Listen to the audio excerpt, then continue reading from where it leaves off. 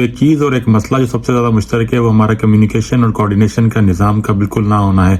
Even data management का जो निज़ाम है वो भी हमारा पूरा नहीं है। कितनी इमदाद आ रही है, इमदाद कहाँ पे जा रही है, कितने मुतासरीन है, मुतासरीन कहाँ कहाँ बैठे हुए हैं, उनको किस किस्म की इमदाद चाहिए, इंटरनेशनल एड कहाँ पे पहुंचनी चाहिए, जो लोकल जो हमारी एजेंसीज है, अलखिदमत फाउंडेशन है या दूसरी जेडीसी है या कोई इदारे जो मुतासरीन की मदद कर रहे हैं, उनकी इमदाद कहाँ पे जा रही है, और वो कौन कौन से इलाके हैं जो कि आम शहरों से दूर हैं और दूर अफ्तादा इलाकों में खुराक और इमदाद पहुंच रही कि नहीं पहुंच रही।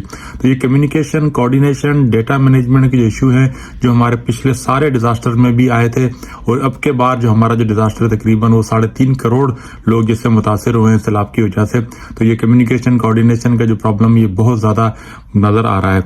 हम पाकिस्तानी मीडिया पे भी देख रहे हैं, हम जो लोकल जो ग्राउंड पे जो फोर्सेस हैं वहां से भी पता लग रहा है कि जो कम्युनिकेशन का जो प्रॉब्लम है वो डिस्ट्रिक्ट मैनेजमेंट के साथ बड़ा इशू चल रहा है, वो प्रोविंशियल मैनेजमेंट के साथ बड़ा इशू है, और वो फेडरल लेवल पे भी बड़ा ज्यादा इशू आ रहा है।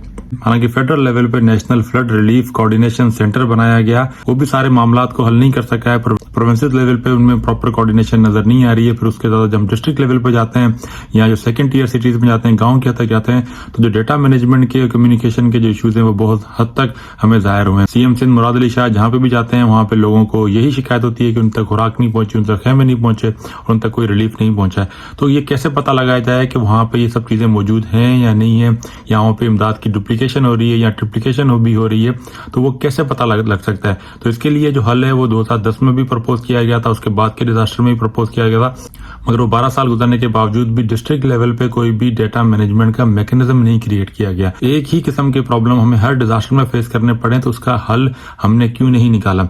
अगर हम अक़वाम मुत्तहिदा में जाकर इमदाद मांग रहे हैं, यकीनी तौर पर थोड़ी बहुत इमदाद मिलेगी भी, जो एग्जिस्टिंग हमारे इश्यूज और प्रॉब्लम अगर उसको हम हल नहीं करते तो फ्यूचर में हमारी जो भी इमदाद आएगी उसका प्रॉपर इस्तेमाल भी मुमकिन नहीं है।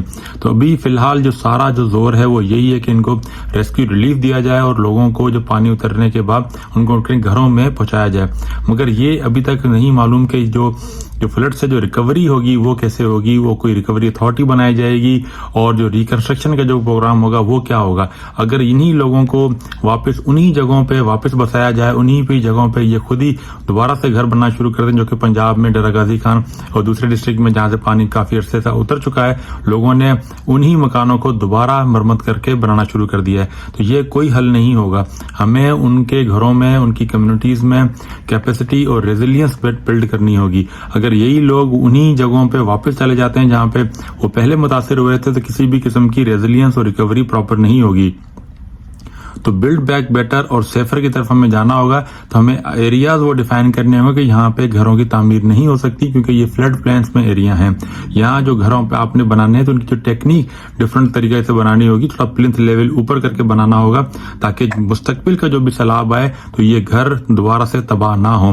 तो जो रिकवरी है उसमें प्रॉपर कोई भी एक्शन प्लान हमें नजर नहीं आ रहा, कोई स्ट्रेटजी फिलहाल नजर नहीं आ रही। हालांकि अभी तक जो इनिशियल जो डैमेजेस और लॉस की जो रिपोर्ट है वो भी अभी तक नहीं आई है। हमें एक प्रॉपर जो हमें बताना चाहिए दुनिया को कि हमारा कितना नुकसान हुआ है। पहले ये कुछ मिलियन से स्टार्ट हुआ, फिर 8 बिलियन आया, फिर 10 बिलियन आया, फिर 15 बिलियन आया, अभी तकरीबन 30 बिलियन की जो फिगर आ रही है। मगर ये तब तक खत्म नहीं होगा जो दुनिया को हम एक इंडिपेंडेंट लेवल पे यूएन के अंडर अगर हम लॉस एंड डैमेजेस जो जब तक हम डिजास्टर नीड असेसमेंट नहीं करेंगे तब तक हमारे पास प्रॉपर लॉस एंड डैमेजेस की रिपोर्ट नहीं आएगी, जो कि डिस्ट्रिक्ट वाइज होती है। उसमें डिफरेंट एरियाज भी होते हैं, उसमें हेल्थ में, एजुकेशन में, इंफ्रास्ट्रक्चर में, कैटल में, क्रॉप में और फार्मिंग में, घरों का और हर किस्म का उसमें नुकसान उसमें दर्ज किया जाता है। तो हमें पता नहीं लगेगा कि हमारा एक्चुअल नुकसान कितना हुआ है।